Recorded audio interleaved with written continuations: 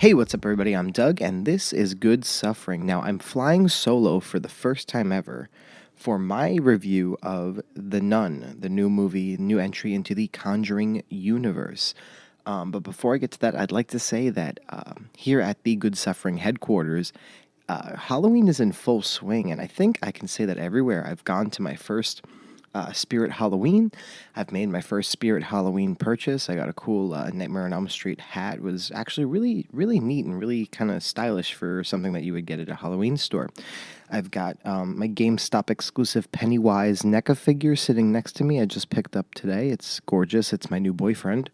The Halloween issue of Rue Morgue. I'm drinking a delicious Southern Tier Brewing Company Pumpkin Imperial Pumpkin Ale, which by most accounts, is the best pumpkin beer.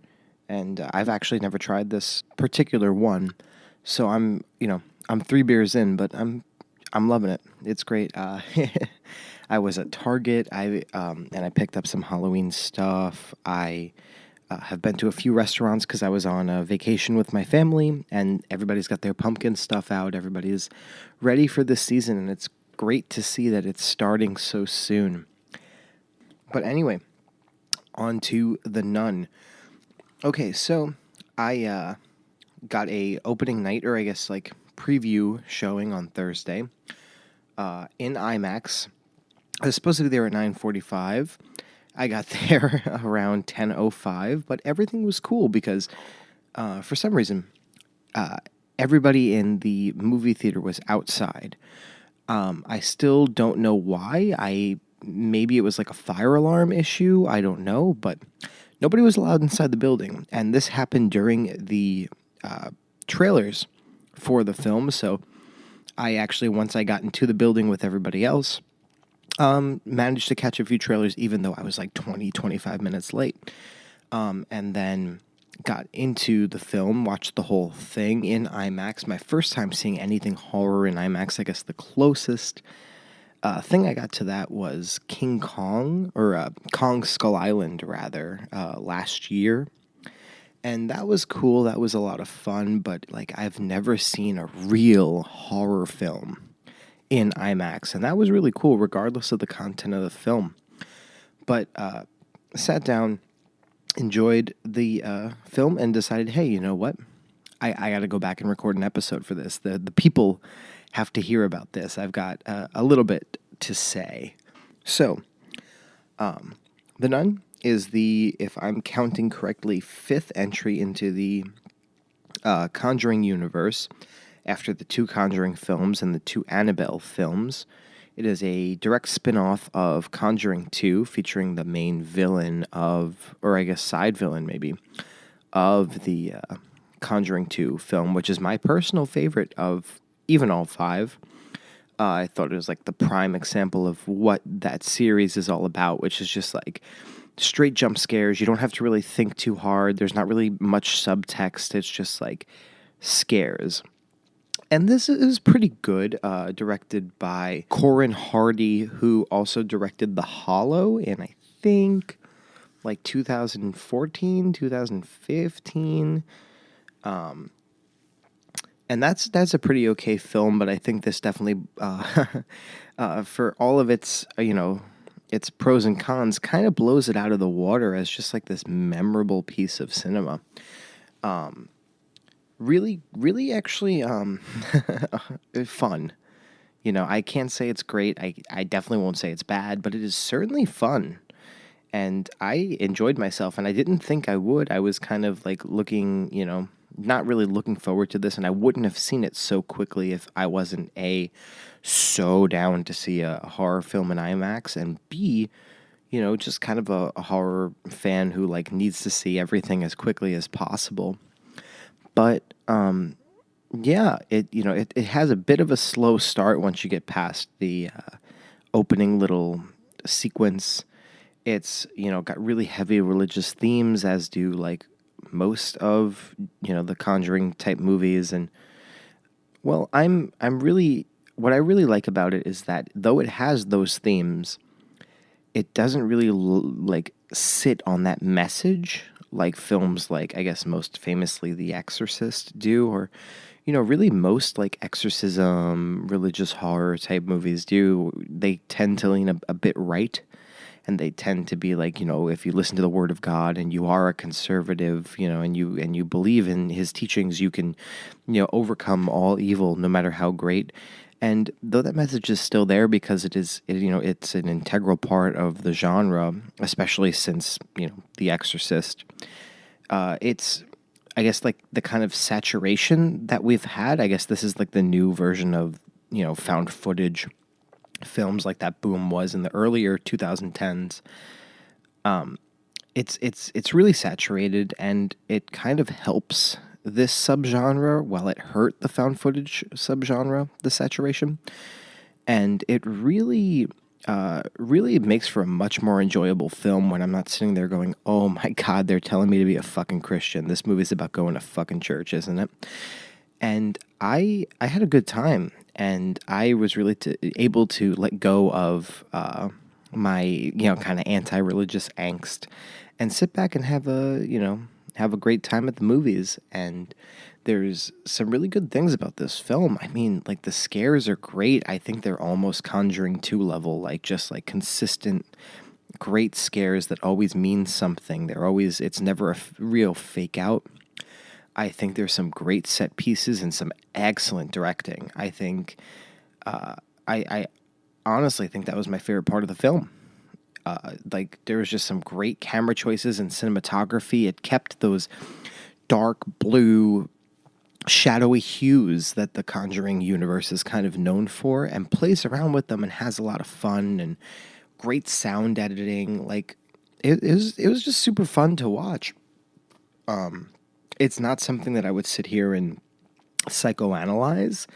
It's not something I would sit here and tell you, like, this is the next great horror movie. This is something that you need to go for. This is not the Hereditary or the Babadook or the It Follows. It's fun. It's a movie that you should see in theaters. It's a movie that you should see with some friends. Don't go into it looking for like scholarly understanding. Go in for a good time. You know what I mean? It's a haunted house of a movie. It's you go, you enjoy it, you walk out, you go, hey, that was really, really fun, and you come out of it. But story wise, it had some good beats to it. The character of Frenchie, specifically, super funny, super fun, super cute. It had, a real great dynamic between the stars, and it had a lot of, maybe not twists and turns, but really just fun moments and really fun places they take the characters. And I really like this approach that they've been taking, to where it's just balls to the wall, and you have you just like constant scares and constant moments where there's no need for much build. Like, it's not pretending to be something it isn't. It's a good time horror movie, and you'll jump, but you're not going to go home and be like, oh my God, I can't sleep tonight because of this scary nun. And I think there's a real place for that kind of movie in horror. And I think that's almost the problem with a lot of horror fans, is they forget movies like The Blob, and they forget movies like Freddy aren't really smart in the way that movies like, The Shining are. It's a good time horror movie, and I think we really need that as much as we did back in the day. And I think it's unfair to say that this movie is less credible than any of those. So, I really kind of love when a movie like this can come out and really hit home, because we've had so many misses with movies like The Bye Bye Man and Rings, where you can have a really good time at the movies, but they just don't deliver on the quality of the film. And I think Colin Hardy, and I think James Wan, being the EP, and Warner Brothers, who I'm pretty sure put this out, just make this film land and really make this a great time. And like, the world building of the Conjuring universe is fantastic. They do tie this into the Conjuring at the end. It follows that same theme that the Conjuring universe has, of it all being around a certain period of time, sort of like the mid 20th century. And I I don't want to say I loved this movie, but I loved seeing it, if that makes any sense. They picked some pretty good actors. They had just like a great. I don't know. It seems like it was just a fun movie to make. I saw some reviews, or at least the titles of some reviews online, and they say it's, just loud and fun, and it's a fun time movie, and I have to agree. It's super enjoyable, super watchable, totally the popcorn flick of like the horror world right now, and I really hope it makes a lot of money because I want to see movies like this get made more. I want to have more good times at the movies. And sure, I like going into a movie and having it blow my mind. I like having it, you know, really perplex me, and I like having to be, that feeling of like, oh my god, I have to go back. I have to see this. I have to understand this deeper, like films like Hereditary did. But I also like to just go and be like, wow, that was really fun. I can't wait to grab the Blu-ray when it's like $10. You know what I mean? Like, we need movies like this. You need movies you can put on to just like entertain your friends or entertain yourself. And it really holds a place there. And, we saw The Nun already a whole lot in Conjuring 2. It was basically the end of the movie is, it turns out to be like the big villain. Valak or Vamek or whatever they decide to name it. They don't really actually mention it in The Nun, but the nun is still there. And so they really don't try to hide her, it, whatever, much. And I appreciate that. They're not trying to build tension. They're not trying to build, like, oh my God, what does it look like? Because everybody knows. And it feels like a sequel. It does. It feels like its own idea and a sequel. And that really benefits it. It's just like, especially like, I think like a week or two after the Conjuring 2 came out, they were like, hey, remember that character? We're making a movie about it because we're going to just cash in on everything. And I was like, oh boy, here's another one. But no, it was a lot of fun, and it was really great, and they did well. There's a few negatives to the film itself. Like I said, it isn't all that smart. There's a few moments that where you're just like, you know what, it's whatever. A lot of like character background and dialogue that doesn't really matter. But it does come in at a cool like 96 minutes with credits. So it's not wasting your time at all. And the religious themes are still there. There's still that dynamic of like the main, older fatherly character is like, a priest. And there's still like this interesting, like the female lead is like a nun in training sort of deal. And there's sort of like a one-way love interest between the nun character and I guess like the good nun or whatever. Her name escapes me. And the Frenchie character, and it's fun. It leads to some funniness, but like I guess ultimately like the religious themes are really heavy, as like you would assume from a film called The Nun. But it's if you can ignore that and just go into it as a movie and don't get so offended that they're you don't sit there and go, they're trying to turn me into a Christian. You just sit back and enjoy like religion being, and especially Christianity being, a real deep well that you can pull a lot of different stories from.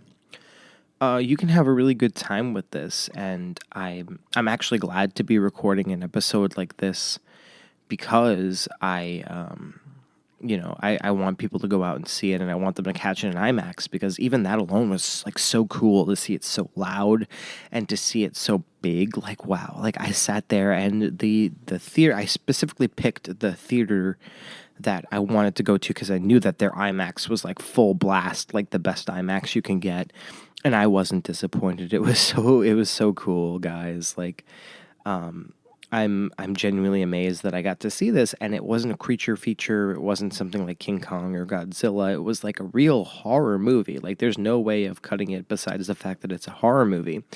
And I got to see that in IMAX, and it wasn't a super packed theater, especially it being a Thursday night, but it was great to see it with like a bunch of other people. It was great to see it on such a big screen, and I think like for movies like that, like I hope that this is the beginning of a certain trend, You know what I mean? Where you can see these movies really big and you could see them at the premium format level, like you can see an action movie, like you can see a sci-fi movie. And I think that it shows, regardless of what you think about, popcorn horror in general. I hope that everybody listening has a generally positive outlook on horror, but it shows that it is just as legitimate a genre as any other, genre, as fantasy or, sci-fi. And I think it shows the same level of respect that like Star Wars or Lord of the Rings or Blade Runner or any film like that gets to put it in IMAX. And I think it's also at the Dolby theaters in AMC, which is like the super loud, crazy, like 360 sound that shakes your chairs. And I might actually go back and see it that way because, man, I'm kind of addicted to jump scares. And I know that if like my seat goes crazy while I'm like, seeing the nun pop out of nowhere, I'm gonna have like the same level of enjoyment I got from the first viewing. So yeah, I just think it's a really cool movie, and again, don't go in expecting, The Godfather or Citizen Kane or something like that, or The Shining. Go in expecting a great time and go in expecting the same things that people in the 80s got with their slasher films and things like that. People got with Chucky, as much as I don't like him, as you've heard in the last episode. You just go in having a good time, man. Like, enjoy the scares, enjoy the mood, enjoy the fact that you get to see a horror movie in theaters and that this genre is alive and well in all of its different forms. I guess to add a bit of criticism to this, I've noticed that it keeps the trend of the Conjuring movies to have really kind of weak finales. And without spoiling too much, I think that it's kind of the MacGuffin of the last act of the film is really flimsy and really like cheesy, and like the ultimate like defeat of the nun is sort of lame. I guess it's almost really silly. It involves, I guess the most I'll say is it involves spitting. Yeah, like spitting, like spit. I know it's almost something I couldn't believe myself, but the ride to get there was just so fun, and to see how that ultimately led to it connecting to The Conjuring, specifically The Conjuring 1, was really cool. And I haven't seen the first Conjuring in a while, so I don't know if they had to retcon something to add it in, or if they really made it as seamless as it looks within the film. But yeah, it's definitely got its flimsy moments, but I think that even maybe it might add to the overall quality of the film. And I'm gonna stop waxing poetic on it. Overall, I guess final word is go see this. If you're really stuck up and you really want horror at like a scholarly sort of, intellectual level, maybe this isn't for you. But if you love the genre and you love to get, you love those jump scares, you love those moody like visuals, you love the aesthetics and the creature design, this is definitely the movie for you. I don't think it skimps out on it at all. I think there's actually some really, really, really cool moments and some really, really, really cool like little nods to certain things in history, especially the specific thing with the idea during the plague of burying somebody with a bell tied to their coffin so they could ring it in case they were not actually dead. And they do some really, really cool stuff with that. Really, really great visuals with like nuns and with, decrepit old castles. It's just like a really nice looking movie, honestly. And I think it's like the most elevated you can make a movie of that class. And honestly, better looking than either of the Conjurings or either of the Annabelles. And I think that's a feat on its own, just to like have such a pretty movie and have such a cool looking movie with so many like set designs and creature designs, character designs, costumes that like really land. and it's not, there's no family kind of dynamic to the movie like there are in like the Conjuring movies and then the Annabelle films. It really just it's its own creation, and I definitely think it's worth checking out. And if The Conjuring 2 just didn't land like it does, it would definitely be my favorite. It's definitely probably the one I would revisit the most, just because of how it looks, and I'm just definitely a horror aesthetics guy. And I'm excited to see how the first weekend box office does. I'm excited to see how people react to it, because it's a good time. And I hope one day I can come on here and review a movie where I don't sit here and just, slobber all over it and love it like I did for this and for Hereditary. But it's been a good year, man. I'm just happy to see that horror is thriving. And ultimately, that's what this podcast is. It's just a celebration of the genre. So, anyway, thank you guys so much for listening and putting up with me on my own. I know I sound a lot stupider without Lorenzo by my side. Oh my God, I almost forgot, actually.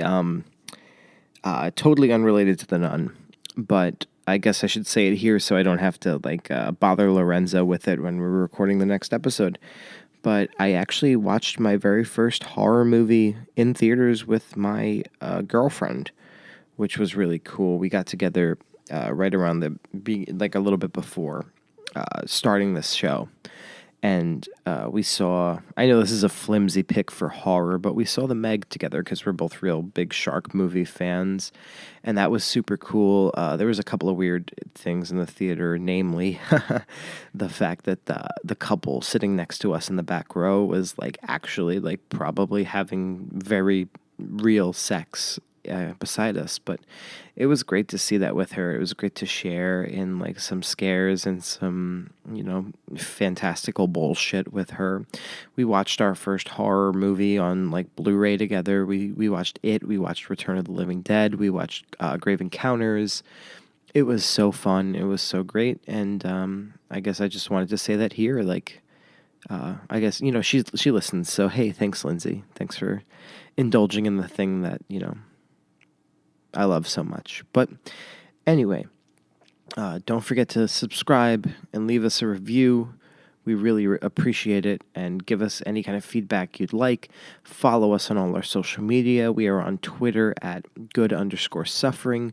We are on Instagram at Good Suffering Podcast, and we are on Facebook at Good Suffering: a horror podcast.